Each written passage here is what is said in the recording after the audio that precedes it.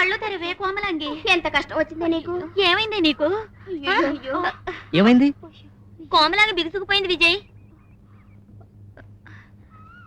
నాకు ఆ అమ్మాయికి ఈ మధ్య ఏమీ జరగలేదు.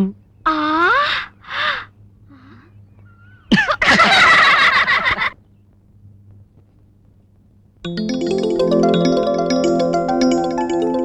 కృష్ణమూర్తి గారు, అమ్మా. ఈ ఫోటో ఒకసారి చూడండి. మనం గుళ్ళో చూసిన అమ్మాయే కదండి. ఖచ్చితంగా అమ్మాయే. కానీ విజయ్ తీసిన ఫోటోల్లోకి ఈ అమ్మాయి ఎలా వచ్చింది? ఎలా వచ్చిందబ్బా? అబ్బాయి గారు వస్తున్నారు, వారిని అడగండి అమ్మా. విజయ్ అమ్మా ఇలారా. వస్తున్నానమ్మా. ఏంటమ్మా? ఈ అమ్మాయి ఎవర్రా? ఆ, ఆ, ఆ, అమ్మాయి అమ్మాయి ఏమిట్రా అలా నసుగుతావు? సరిగా చెప్పు. ఆ అమ్మాయి నాకు బాగా తెలిసిన అమ్మాయి అమ్మా. ఆ? ఫ్రెండ్ వాళ్ళ ఫ్రెండ్ మర్చిపోయానమ్మా. మన ఎస్టేట్కి వెళ్ళి వర్కర్స్ కి జీతాలు ఇచ్చిరమ్మన్నావుగా, వాళ్ళకి జీతాలు ఇచ్చి అకౌంట్ చెక్ చేసి సాయంత్రానికి వచ్చేస్తాను. వస్తాను. నేను ఈ అమ్మాయి గురించి అడిగితే అకౌంట్స్ అంటూ వెళ్ళిపోతాడేమిటి? అకౌంట్స్ కాదమ్మా, అదే అదే అంటే అంటే అబ్బాయి గారు ఈ అమ్మాయిని ప్రేమిస్తున్నారన్నమాట. నిజమేనంటారా? అక్షరాలా నిజం. అమ్మాయి బాగుంది కదండి. బాగుండటం ఏమిటమ్మా, అచ్చం మీరు కోరుకున్న కోడల్లానే ఉంది.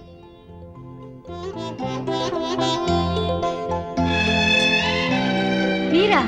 రండి కూర్చోండి. ఏమిటి ఇలా వచ్చారు? నువ్వేం అనుకోకపోతే నాకు చిన్న సాయం చేసి పెట్టాలి. నేనా? నేను మీకు చేసే సహాయం ఏముంటుంది? ఉందమ్మా. నా కాబోయే కోడలకు బట్టలు కొనాలనుకున్నాను. వాటిని నువ్వు సెలెక్ట్ చేయాలి. నేను సెలెక్ట్ చేయాలా? భలేవారే, నాకేం తెలుసని? అలా అనకమ్మా. నీ కట్టు బొట్టు చూస్తేనే చెప్పొచ్చు నీకెంత తెలుసో. పెద్దదాన్ని అడుగుతున్నాను, నా మాట కాదనుకో. అది కాదండి. నువ్వు ఇంకేం మాట్లాడద్దు, పద.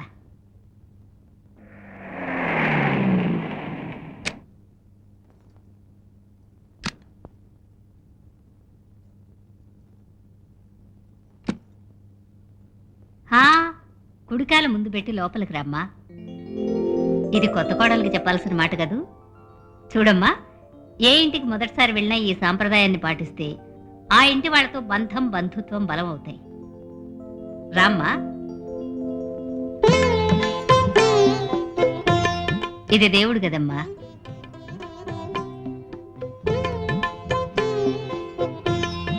ఇది గెస్ట్ రూము, అది వంటగది.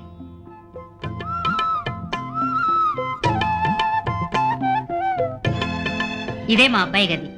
ఇది కాకుండా పైన ఇంకా 2 రూములు ఉన్నాయి. రామ్మా కూర్చో. ఇది నేనుండే గది. ఇల్లు నీకు నచ్చిందా? చాలా బాగుంది. ఆయన అద్దె వాళ్ళకి చూపించే విధంగా నాకెందుకు చూపిస్తున్నారో అర్థం కావడం లేదు. అద్దెకేమిటి, నీకైతే సొంతంగానే ఇచ్చేస్తాను.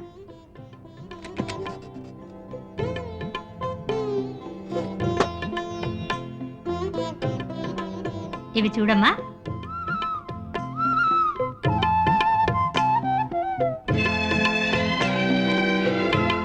నా కాబోయే కోడలికి 7 వారాల నగలమ్మా. ఆవిడెవరో గాని చాలా అదృష్టవంతురాలు. ఉహుం. అందమైన ఇల్లు, ఖరీదైన నగలు, దేవత లాంటి అత్తగారు. అన్నిటినీ మించి కోరుకున్న భర్త. అంటే మీ అబ్బాయిది లవ్ మ్యారేజా? ఏ నీకు తెలీదా? నాకెలా తెలుస్తుంది? ఆహా, కనీసం మా అబ్బాయి అయినా తెలుసా? ఏమిటండి మీరనేది? మీ అబ్బాయి నాకెలా తెలుస్తారు? తెలివైన పిల్లవే. ఒకసారి అటు చూడు, ఫోటోలో ఉన్న కుర్రాడిని.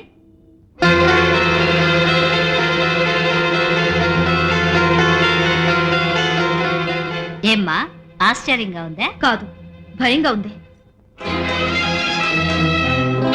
లలిత, మిమ్మల్ని చూసి మీ కోడల అదృష్టానికి సంతోషించాను.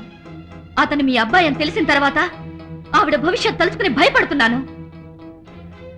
ఆడదాన్ని అంగడి బొమ్మలా చూసే మీ అబ్బాయిని కట్టుకునే ఏ ఆడపిల్లైనా నిజంగా దురదృష్టవంతురాలే. ఎవరిని గురించి నువ్వు మాట్లాడేది? మా విజయ్. అతని గురించే చెప్తున్నాను. నువ్వు పొరపాటు పడుతున్నావమ్మా. వాడు ఈ కాలంలో పుట్టిన శ్రీరామచంద్రుడు. రావణాసురుణ్ణి కన్న తల్లిని అడిగినా తన కొడుకు బుద్ధిమంతుడు నీతిమంతుడు అనే అంటుంది. లలిత, క్షమించండి. మీరు నమ్మినా నమ్మకపోయినా నేను చెప్పేది నిజం. పరాయి పిల్లను కోడలిగా ఇంటి లోపలికి తీసుకొచ్చే ముందు ఈ ఇంటి బయట మీ అబ్బాయి నిజ స్వరూపం ఏమిటో పూర్తిగా తెలుసుకుని పెళ్లి చేయండి. ఇంత మంచి తల్లికి అలాంటి నీచమైన కొడుకునిచ్చినందుకు ఆ దేవుణ్ణి అనాలే.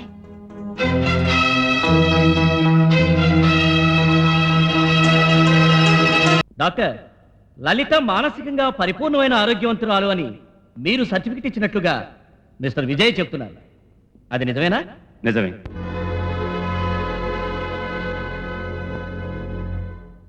ఆమె మానసిక పరిస్థితిని ఎలా నిర్ధారించారో చెప్పగలరా? కొన్ని ఒత్తిళ్లకు బెదిరింపులకు లొంగి అలా సర్టిఫికెట్ ఇవ్వాల్సి వచ్చింది. మిమ్మల్ని అలా బెదిరించిన వాళ్ళు ఎవరో చెప్పగలరా? సర్టిఫికేట్ అలా ఇవ్వకపోతే చంపుతానని బెదిరించాడు ఆ విజయ్.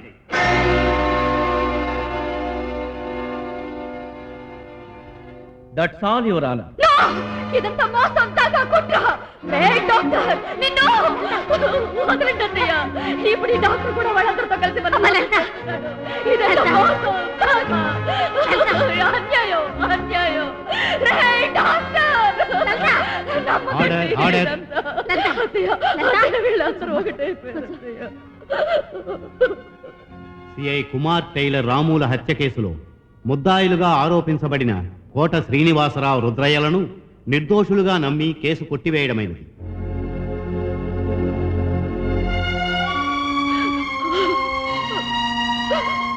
ఈ కేసులో అబద్ధపు సాక్ష్యాన్ని ప్రవేశపెట్టి కోర్టుని మోసగించడానికి ప్రయత్నించిన లాయర్ విజయ్ను మొదటి తప్పుగా భావించి తీవ్రంగా మందలించడమైనది.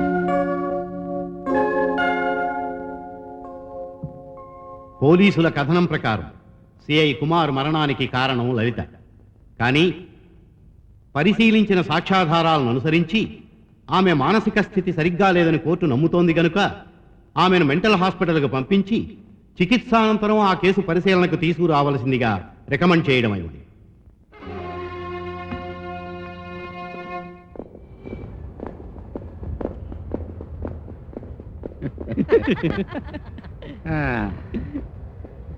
ఎందరో పిచ్చి లాయర్లు, అందులో నీ ఒక్కడికే నా సానుభూతి. ఏం లేత లాయరు, ఇప్పటికైనా అర్థమైందా ఈ ముదురు రాజకీయం పవర్ ఏమిటో?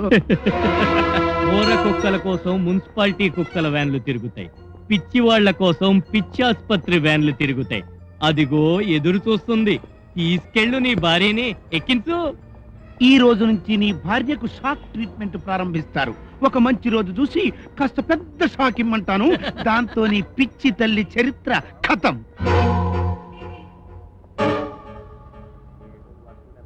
మీరు తీసుకెళ్ళండి. కమాన్, రాకపోతే ఈడ్చికెళ్తాం.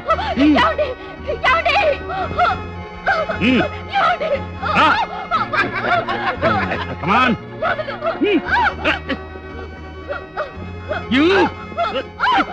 ఆగండి.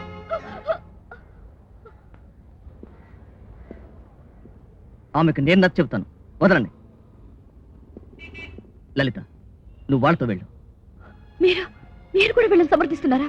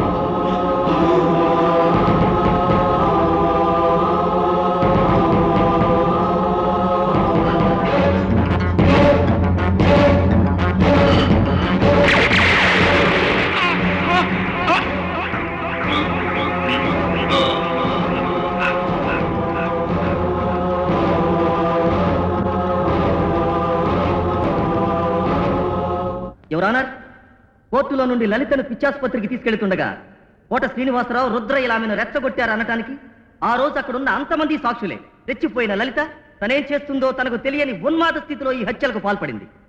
As per the Indian penal code section 84, nothing is an offense which is done by a person who at the time of doing it by reason of unsoundness of mind is incapable of knowing the nature of the act or that person is doing what is either wrong or contrary to law. ఒక నేరం చేసేటప్పుడు దాన్ని చేస్తున్న వ్యక్తికి తను చేస్తున్నదేమిటో తెలియని స్థితి ఉంటే ఆ వ్యక్తికి ఆ నేరం అంటదని భారత శిక్షాస్మృతి సెక్షన్ 84 చెప్తోంది. ఈ సెక్షన్ ఆధారంగానే 1970లో జరిగిన 3 కేసుల్లోనూ 1971లో మధ్యప్రదేశ్ గవర్నమెంట్కు రతన్ లాల్ అనే వ్యక్తికి మధ్య జరిగిన కేసులోనూ సుప్రీంకోర్టు ముద్దాయిలను నిర్దోషులుగా విడుదల చేయడం జరిగింది. అలాగే ఈ కేసులో కూడా లలిత మానసిక పరిస్థితి సరిగ్గా లేదని ఇదే కోర్టు నమ్మింది, అలాగే తీర్మానించింది. కనుక ఈ పిచ్చిది చేసిన ఈ హత్యలకు, సిఐ కుమార్ హత్యకు అలాంటి మినహాయింపే ఇస్తూ ఆమెను నిర్దోషిగా విడుదల చేయమని కోర్టు వారిని కోరుతున్నాను.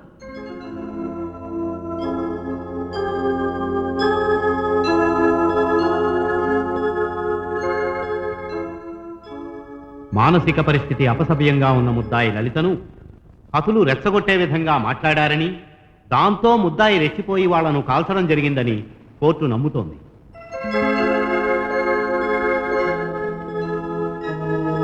భారత శిక్షా స్మృతి సెక్షన్ 302కు మినహాయింపు సెక్షన్ 84 ప్రకారం మనోవైకల్యంతో బాధపడుతున్న వ్యక్తి చేసిన ఏ నేరమైనా న్యాయస్థానం దృష్టిలో శిక్షార్హమైనది కాదు అనే డిఫెన్స్ వాదనతో ఏకీభవిస్తూ, అలాంటి మానసిక సంక్షోభంతోనే లలిత చేసిన ఈ హత్యలకు, సిఐ కుమార్ హత్యకు ఆమె బాధ్యురాలు కాదని నమ్మి కోర్టు ఆమెను నిర్దోషిగా నిర్ణయించి విడుదల చేస్తూ తగు చికిత్స నిమిత్తం లలితను మెంటల్ హాస్పిటల్కు పంపించి ఆ తదుపరి ఆమెను కుటుంబ సభ్యులకు అప్పగించవలసిందిగా రికమెండ్ చేయడమైనది.